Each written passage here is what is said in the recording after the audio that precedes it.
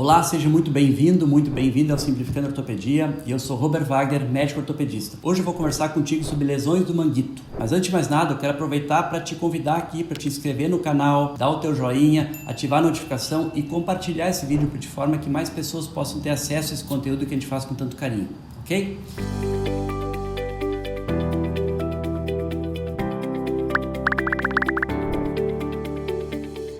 Vamos lá então, lesão do manguito rotador. Primeiro eu tenho que explicar o que é o manguito rotador. O manguito rotador é um conjunto de 4 tendões que se localizam na altura do ombro, que tem uma função basicamente de fazer o movimento de elevar o braço acima de 90 graus, então daqui para frente quem trabalha é o manguito, e também de fazer a rotação interna, esse movimento de levar o braço para trás. Então basicamente a função do manguito é isso, elevar o braço e levar o braço para trás. O manguito rotador é formado por 4 tendões, que são o infraespinhoso, o supraespinhoso, subescapular e redondo menor. Então esses 4 tendões formam o manguito. Existe uma tendência de aumentar as lesões de manguito à medida que a pessoa vai envelhecendo. Mais ou menos a 30% da população acima de 60 anos vai ter uma lesão de manguito, e esse número sobe para 60% na população acima de 80 anos. Por falar nisso, eu tenho uma dica de ouro para te deixar como prevenção no final do vídeo. Aguenta aí que depois eu te explico aí. Quais são os tipos de lesão que tu pode ter? Tu pode ter uma lesão que a gente chama degenerativa e uma lesão traumática. Qual é a diferença entre elas? A lesão degenerativa é aquela lesão que tem a ver com o envelhecimento.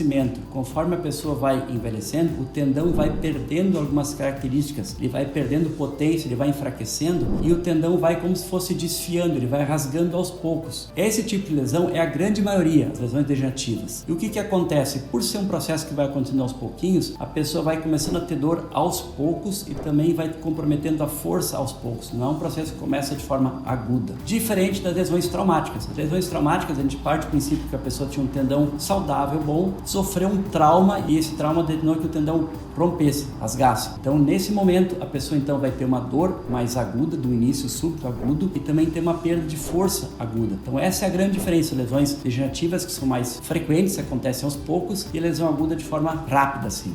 Okay?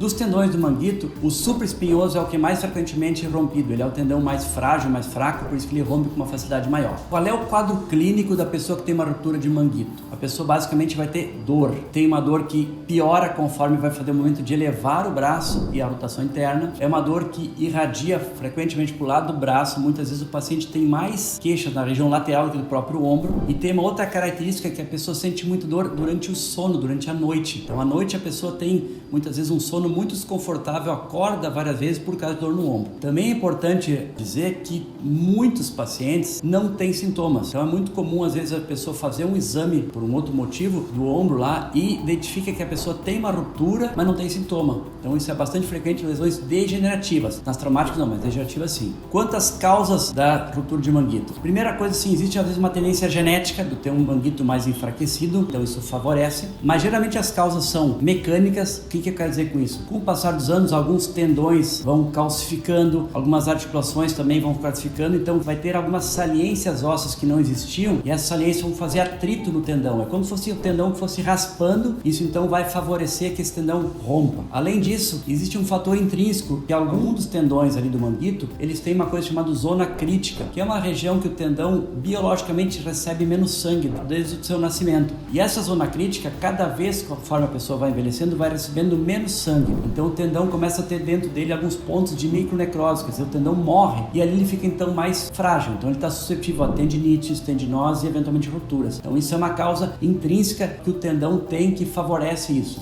Um outro fator que também interfere assim são doenças reumáticas, de novo, que podem interferir sobre doenças do tendão. Então algumas artrites, né, a gota. Então são fatores, doenças reumáticas que favorecem as lesões de manguito. Ainda existem fatores sistêmicos, por exemplo, pessoa que é tabagista, fumante, sabes que o tendão enfraquece. No diabetes também tem uma predisposição a fazer uma lesão maior. A gente ainda pode classificar a lesão em 2 tipos, as lesões parciais e lesões completas. Mas antes de explicar o que é cada um, eu quero te dizer que se tu chegou até aqui, tu deve estar gostando desse vídeo. Então, ligeirinho aqui, te inscreve no canal, dá o teu likezinho e ativa a notificação para a gente poder continuar nosso vídeo por aqui.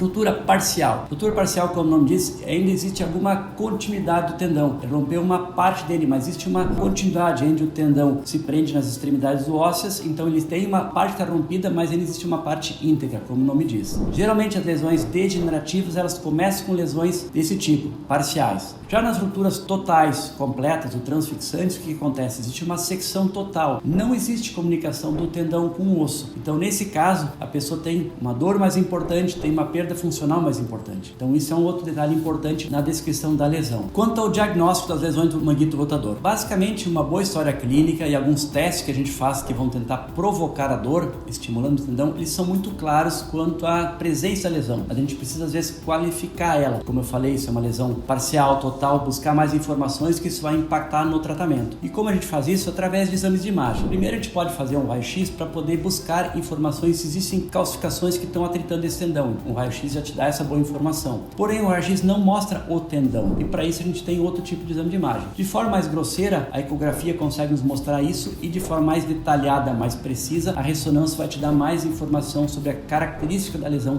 do manguito. Então isso é o diagnóstico. Quanto ao tratamento agora, bom, o tratamento ele varia. Geralmente aquelas lesões que são traumáticas, ou seja, tem um tendão saudável, bom, e ele sofreu um trauma e rompeu, isso significa cirurgia. Via de regra, os tratamentos são cirúrgicos. Já nas lesões degenerativas, a conversa é um pouco diferente. Vai depender de muitos fatores, da idade do paciente, do tipo de lesão, se é parcial ou total, do grau de sintomas que a pessoa vai ter. Então isso vai definir o tratamento a ser adotado. Mas geralmente a gente começa um tratamento conservador, medidas analgésicas, acupuntura, fisioterapia, e à medida que vai tendo alguma resposta positiva, tu mantém esse tratamento ou não. O que tem que ser dito para o paciente é que esse tratamento ele é um tratamento demorado, tratamento lento, não é uma resposta de imediata. E quando o tratamento conservador não é eficiente, não é efetivo, daí sim a gente vai pensar num tratamento cirúrgico em que tu vai fazer a sutura desse tendão. É importante conversar bem com o paciente que o tratamento cirúrgico requer uma reabilitação muito longa e muito participativa do paciente. Então ele tem que entender que a cirurgia é um detalhe de um tratamento mais prolongado.